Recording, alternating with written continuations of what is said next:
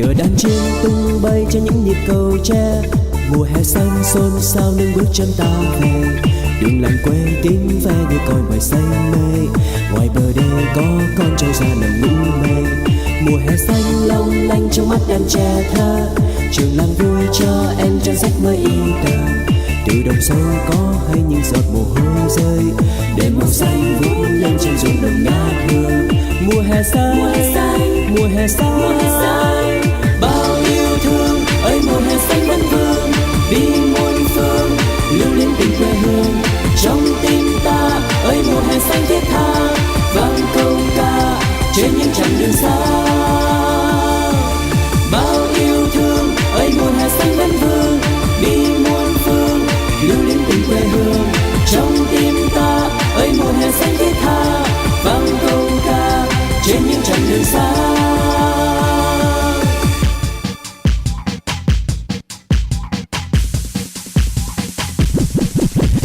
Chim tung bay trên những nhịp cầu tre, mùa hè xanh xôn xao nên bước chân ta về.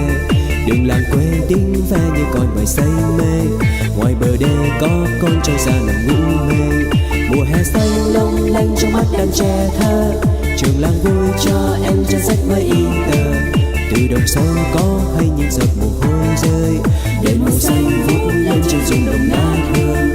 Mùa hè xanh, mùa hè xanh, bao yêu thương ơi mùa hè xanh vẫn vương, đi muôn phương lưu luyến tình quê hương. Trong tim ta ơi mùa hè xanh thiết tha, vang câu ca trên những chặng đường xa.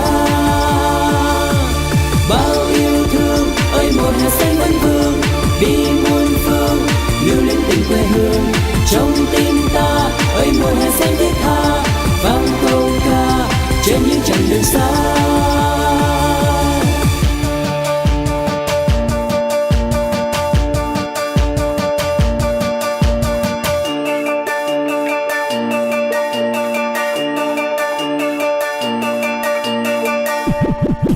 Đưa đàn chim tung bay trên những nhịp cầu tre, mùa hè xanh xôn xao nên bước chân ta về.